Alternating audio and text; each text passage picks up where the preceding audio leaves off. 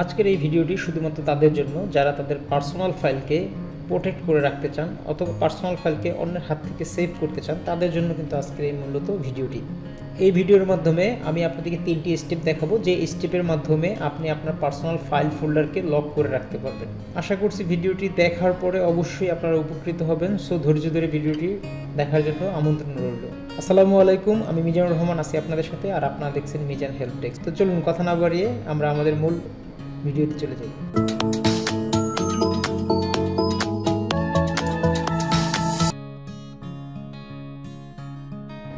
So শুরুতেই আমরা option 1 দেখব। অপশন 1-এ হচ্ছে আমি এখানে একটা ফোল্ডার, যে ফোল্ডারে কয়েকটা ফাইল রয়েছে এবং আলাদা একটি জিপ ফাইল রয়েছে। আপনারা চাইলে ফোল্ডার অথবা ফাইল আলাদা আলাদা করেও কিন্তু লক করতে পারবেন এই সিস্টেমে। আপনি আপনার যে কোনো একটি ব্রাউজার ওপেন করবেন এবং ব্রাউজারে ওপেন করার পরে এই লিঙ্কটিতে চলে আসবেন। এখন এই লিঙ্কটি কোথায় পাবেন? এই লিঙ্কটি আমার ডিসক্রিপশন বক্সে দেওয়া থাকবে। আপনি এই লিঙ্কে চলে আসলেন। এটা হচ্ছে গিয়ে গিটহাবের একটা লিঙ্ক। সো এখানে আসার পরে আপনার ফোল্ডার লকের জন্য একটি কোড পেয়ে যাবেন। সো আপনি কি করবেন, এখানে যে কোডটু আছে সম্পূর্ণ কোডটু সুন্দর মতো করে শুরু থেকে শেষ পর্যন্ত কপি করে নেবেন। কপি করে নেওয়ার পরে এখানে কাজ শেষ। এরপর আপনি আপনার ফোল্ডারে চলে যান। ফোল্ডারে আসার পরে আপনি ব্ল্যাঙ্ক জায়গায় রাইট বাটন ক্লিক করেন মাউসের এবং এখান থেকে নিউতে ক্লিক করেন। নিউতে ক্লিক করার পরে আপনি টেক্সট ডকুমেন্টে ক্লিক করেন। টেক্সট ডকুমেন্টে ক্লিক করার পরে এখানে ডকুমেন্টের একটা নাম দেন এবং এই নামটা এমন একটা নাম দিবেন যে নামটির মাধ্যমে লোকজন বুঝতে না পারে যে আসলে এটার মধ্যে কি ফাইল রয়েছে। আমি এটাকে ভাইরাস লিখে এন্টার করলাম। দেখুন আমার কিন্তু টেক্সট ফাইল হয়ে গেছে, এখন .txt ফাইল হয়ে গেছে। আমরা এটাকে কি করব, আমরা এটাকে ডাবল ক্লিক করে ওপেন করব। ডাবল ক্লিক করে ওপেন করার পরে এটা কিন্তু নোটপ্যাড, সো নোটে অন হয়ে গেল। এখন এটা কিন্তু সম্পূর্ণ ব্ল্যাঙ্ক। আমরা যে কোডটি কপি করেছি সেই কোডটি এখানে সরাসরি পেস্ট করে দেব। আপনার এখানে পেস্ট করা হয়ে গেলে আপনি একটা জিনিস খুঁজে বের করতে হবে, সেটা হলো এখানে ইফ ইওর পাসওয়ার্ড একটা অপশন রয়েছে। ইফ নট পাসওয়ার্ড, এই যে দেখুন ইওর পাসওয়ার্ড একটি অপশন রয়েছে, password your hyphen password. So এইখানে আপনি আপনার নিজস্ব যে পাসওয়ার্ডটি সেই পাসওয়ার্ডটি এখানে দিয়ে দেবেন। ধরুন আমি আমার পাসওয়ার্ডটি দিয়ে দিলাম 1 2 3 4 5। কাজ কিন্তু শেষ। এরপরে যে অবস্থায় আছে জাস্ট Ctrl+S দিয়ে সেভ করে দিলেন। সেভ হয়ে গেল। ফাইলটি আমরা ক্লোজ করে দিব। ফাইলটি ক্লোজ করে দিলাম। এখন কিন্তু এটা নোটপ্যাডের টেক্সট ফরম্যাটে আছে। আমরা এটাকে ব্যাট ফাইল করব। ব্যাট ফাইল রেডি করার জন্য আমরা কি করব, রাইট বাটন ক্লিক করে রিনেম করে নিব। সো আমরা রিনেমে ক্লিক করে দিলাম। এখন দেখুন এই যে ভাইরাস লেখার পরে আমার যে .txt আছে, আমি এই .2কে লিখব BAT, ব্যাট লিখে এন্টার করে দিব। দেখুন আমার ফাইলের কিন্তু চেহারাটা চেঞ্জ হয়ে গেছে। সো এখানে কিন্তু ব্যাট ফাইল হয়ে গেছে। এখন আপনারা অনেকেই বলতে পারেন যে .bat কিভাবে আপনি এখান থেকে দেখতে পারতেছেন, বা আপনি কিভাবে ফাইলের ফরম্যাটটা এখানে দেখতে পাচ্ছেন। ধরুন আমার এই পাশে কিন্তু জিপ ফাইল আছে, .jpg লেখা আছে, জেপিজি ফাইলটা জেপিজি আকারে। সো জেপিজি ফরম্যাটটা কিন্তু এখানে লেখা আছে। তো ফাইল ফরম্যাটটা আপনি কিভাবে দেখবেন?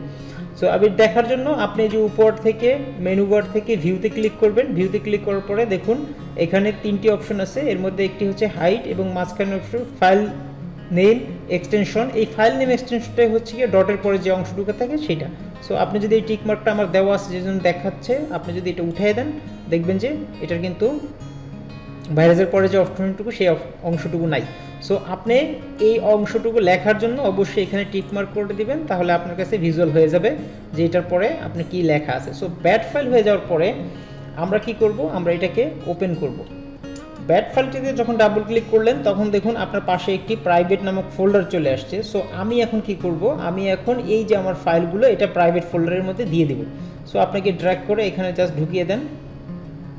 অর্থাৎ আপনি এখানে যে যে ফাইলগুলো প্রাইভেট করতে চাচ্ছেন, লক করতে চাচ্ছেন, সেই সব ফাইলগুলো এই প্রাইভেট ফোল্ডারের মধ্যে ছেড়ে দিলেন। অথবা আপনি চাইলে অন্য জায়গা থেকে কপি করে এনে এখানে দিতে পারেন, কোনো সমস্যা নেই। আমি জাস্ট দেখানোর জন্য পাশাপাশি রাখলাম। তো আমার প্রাইভেট ফোল্ডারের মধ্যে যদি আমি ঢুকি তাহলে আমি দেখতে পারবো যে প্রাইভেট ফোল্ডারের মধ্যে আমার ওই যে ফাইলগুলো ছিল সেই ফাইলগুলো চলে আসছে। সো এখন আমি এটাকে কিভাবে লক করব? লক করার জন্য আপনি কি করবেন, আবার ব্যাট ফাইলে ডাবল ক্লিক করবেন। ব্যাট ফাইলে ডাবল ক্লিক করার পরে দেখুন আপনি উপরে একটি অপশন বলতেছে, আপনাকে বলতেছে are you sure to lock this folder. So আপনি যদি ফোল্ডারটি লক করতে চান তাহলে বলতেছে আপনি ওয়াই অথবা এন চাপুন। এন মানে হচ্ছে আপনি লক করবেন না, আর ওয়াই হলে লক করবেন। সো আমি কিবোর্ড থেকে ওয়াই প্রেস করে এন্টারে প্রেস করে দিলাম। ফোল্ডার কিন্তু লক হয়ে গেল। এখন দেখেন আপনার এখানে কিন্তু ফোল্ডার কিন্তু আর দেখাচ্ছে না, শুধুমাত্র ব্যাট ফাইলটি উপস্থিত রয়েছে। এখন আমরা যদি এই ব্যাট ফাইলটাকে রান করি, জাস্ট ডাবল ক্লিক করলাম, এখন রান হওয়ার পরে আমাকে বলতেছে এন্টার পাসওয়ার্ড টু আনলক। এটাকে আমি যেহেতু লক করে ফেলছি, আমার ফাইলগুলো সব এটার মধ্যে চলে গেছে, সো আমার এখন আনলক করতে হলে পাসওয়ার্ড দিতে হবে। 1 2 3 4 5 দিয়েছিলাম, দিয়ে আমি কী করবো, এন্টার দিব। দেখুন আমার ফোল্ডারটা কিন্তু শো করতেছে। এখন আপনি চাইলে এখানে ফোল্ডারে কাজ করে আবার সেভ করে দেন আবার এটাকে লক করে দিবেন।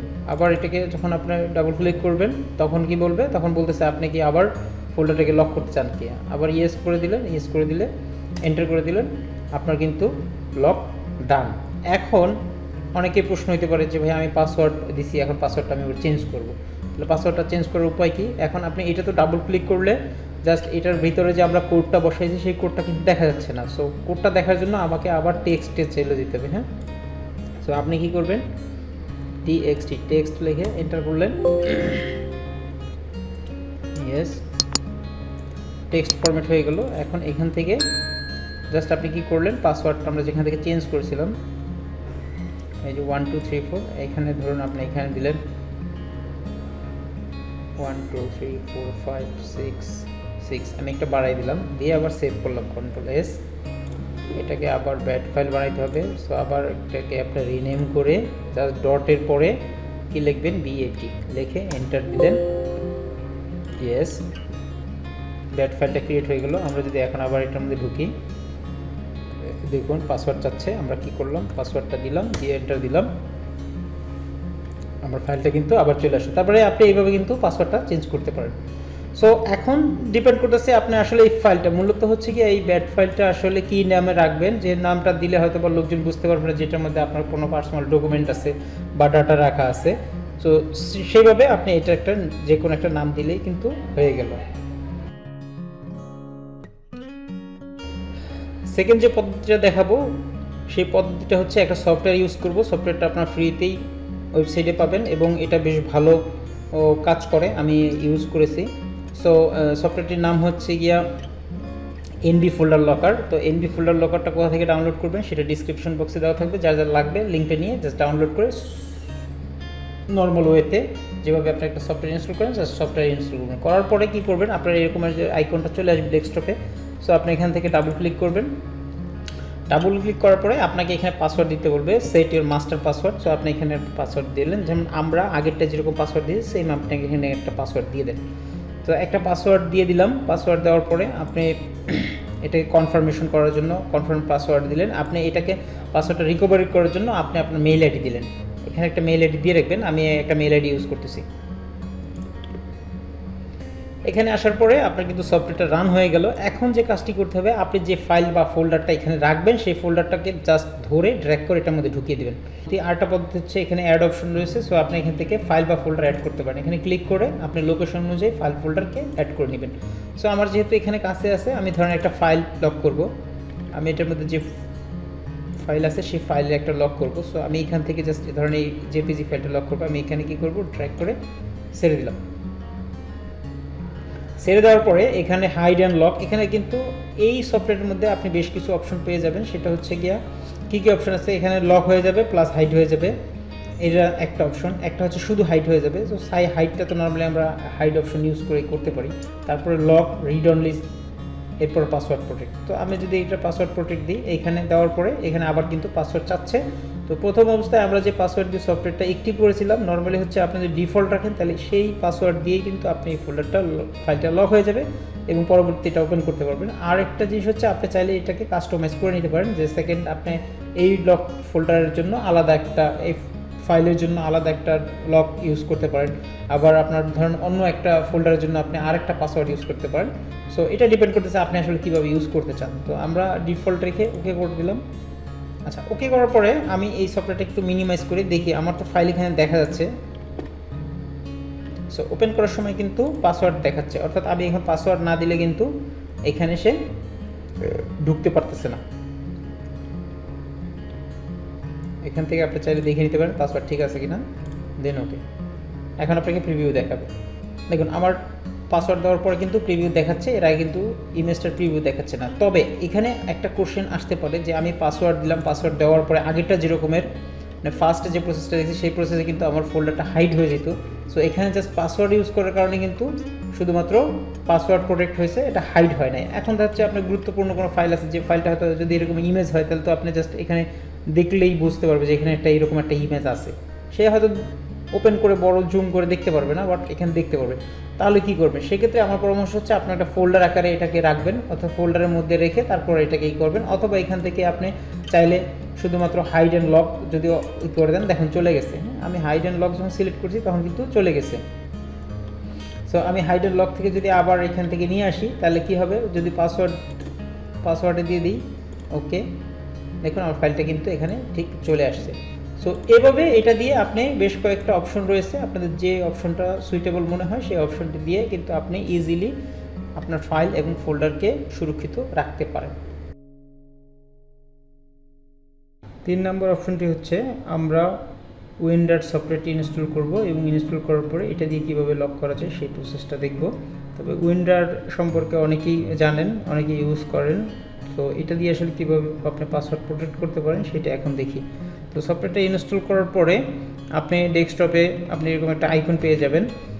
আপনারা যদি এটা ডাউনলোড কোথা থেকে করবেন সেটা জানার প্রয়োজন হয় বা দরকার হয় তাহলে আমি ডিসক্রিপশন বক্সে লিঙ্ক দেওয়া আছে, আপনারা দেখে নেবেন। তো এটাকে আপনি কি করলেন, আপনি উইন্ডারের সফটওয়্যারটা রান করলেন।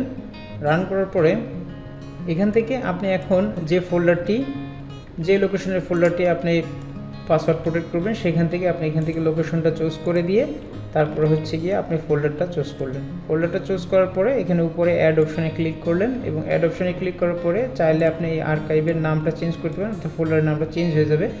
এরপর যদি চান আর কি, আর যদি না চান তাহলে যেভাবে আছে সেভাবে রেখে দেন। তারপরে এখান থেকে রার অপশন ঠিক থাকবে, এখান থেকে লক আর্কাইভ দিয়ে দিবেন এবং ডিলেট ফাইল আফটার আর্কাইভ যদি এটা টিক দিয়ে দেন তাহলে হচ্ছে কি আপনার যে ফাইলটা এখন আর্কাইভে যাবে সেটা অটোমেটিক এখান থেকে ডিলিট হয়ে আর্কাইভে চলে যাবে। আর যদি না দেন তাহলে এখানেও থাকবে, একটা আর্কাইভ ফাইলও হয়ে যাবে, অর্থাৎ 2টা ফাইল থাকবে। এরপর হচ্ছে গিয়ে লক অপশনটা আপনারা যদি আপনাদের আপডেট সফটওয়্যারের নিচের দিকে থাকে তাহলে আপনারা এখানে দেখতে পাবেন সেট পাসওয়ার্ড, আর যদি না পান তাহলে অবশ্যই অ্যাডভান্সে ক্লিক করবেন। অ্যাডভান্সে ক্লিক করলে দেখবেন সেট পাসওয়ার্ডে আসার পরে এখান থেকে বরাবরের মতো পাসওয়ার্ড দিয়ে দেবেন, আপনাদের পছন্দ সহিত পাসওয়ার্ড দিয়ে দেবেন। পাসওয়ার্ড দেওয়ার পরে আপনার চাইলে এটাকে ক্লিক করে শোতে দিয়ে দেখতে পারেন পাসওয়ার্ডটা কী দিয়েছেন। এরপর হচ্ছে ওকে করে দিলেন, তারপরে আবার ওকে করে দিলেন। তো একটু ওয়েট করলে দেখবেন যে আপনার অলরেডি আর্কাইভ হয়ে গেছে। তো আমি এটা ক্লোজ করে দিই, দেখেন প্রাইভেট যে ফোল্ডারটা ছিল সেই ফোল্ডারটার পাশে আরেকটা .rar ফোল্ডার রেডি হয়ে গেছে, অর্থাৎ এটা কিন্তু পাসওয়ার্ড প্রোটেক্টেড ফোল্ডার হয়ে গেছে। যেহেতু আমি ডিলেটের টিক চিহ্নটা দিইনি, যদি আমি ডিলেটের টিক চিহ্ন দিয়ে দিতাম তাহলে কিন্তু যখন আর্কাইভ হয়ে যেত তখন কিন্তু আমার এই মেন ফোল্ডারটা এখান থেকে ডিলিট হয়ে যেত।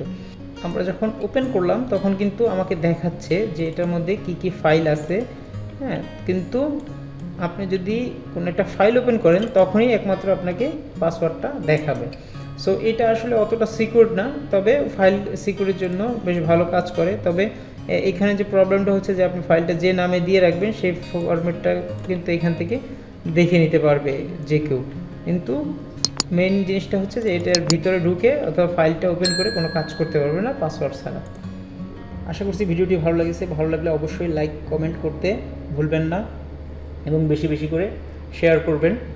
সো আজকে এ পর্যন্তই বিদায় নিচ্ছি। আসসালামু আলাইকুম রহমতুল্লাহি ওয়া বারাকাতুহু।